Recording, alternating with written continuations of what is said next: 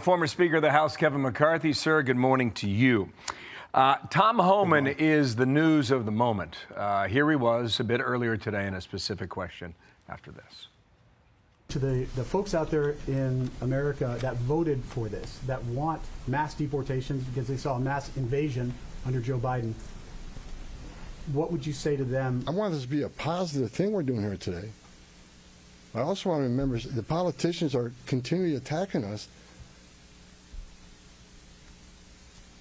Where were they the last 4 years when the number of women, children, sex trafficking went all-time high?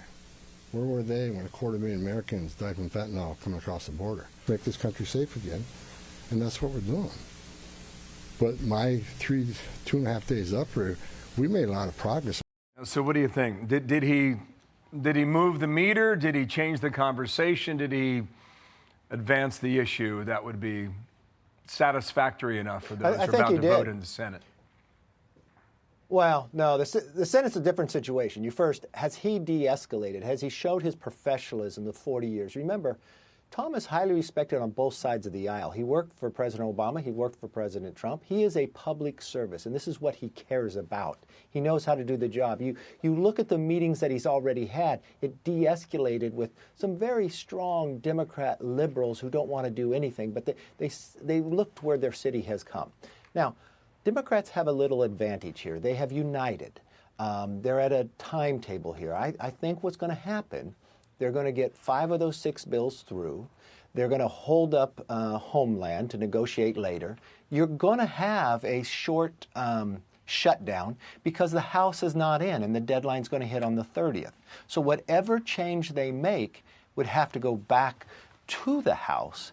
But if they take those 5 out and they fund 96% of the government going forward and you have a short shutdown, no one would really feel that because people would already be paid. And I think a calmer head can prevail. Now, this is where I want to give a lot of credit to President Trump. When this situation started, look at how he handled it. He sent Tom Homan up there. He started communications with the governor, with the mayor and others. That really calmed a lot of people down. He has been negotiating the White House with the Senate Democrats. I don't think they really want to get a deal, but I think you're going to see President Trump. This is where his negotiations will come into effect. And there's no telling. Maybe there's a last-minute deal, but I think the Democrats will hold up Homeland for a little while longer. In the meantime, the rhetoric is ramping up from all sorts of different folks from the left on anti-ICE. Watch here. Do not compare ICE or Border Patrol agents to the Nazis. That's an unfair comparison.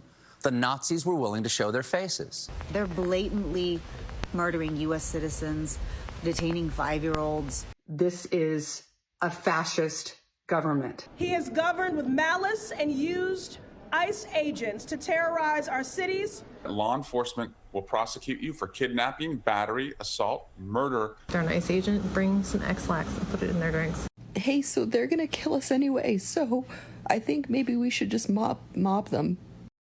And we could go on, but we won't. We'll spare them. But so the Democrats seem to have made a choice. Like, this is the issue that they want to talk about. But if you look at polling, even last night, when it comes to the economy from Fox News poll here, you have a question being asked, do you think President Trump is focused enough on the economy? And there's, 68% are saying not enough time. So it seems like there's a mismatch. President Trump went out this week to Iowa to talk about affordability. He sent Tom Homan to deal with the ICE stuff, but the Democrats seem to kind of be all over the place, but mostly on anti-ICE. That language is very damaging. That puts people in harm's way. And when they sit there and talk about wanting to remove a face mask, remember what they're trying to do. They want to know who these individuals are, intimidate them for literally doing a law enforcement job, and put their life in danger. That is the wrong place. And look at the people who are speaking. They're not even talking about the truth.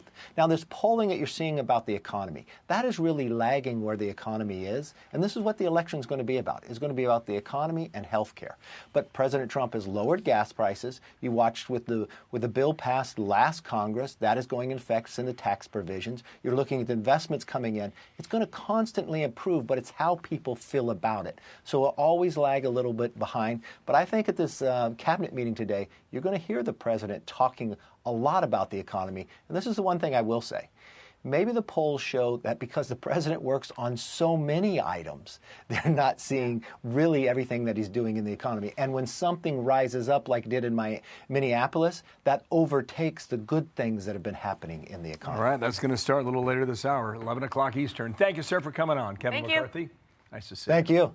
I'm Steve Ducey. I'm Brian Kilmeade. And I'm Ainsley Earhart. And click here to subscribe to the Fox News YouTube page to catch our hottest interviews and most compelling analysis.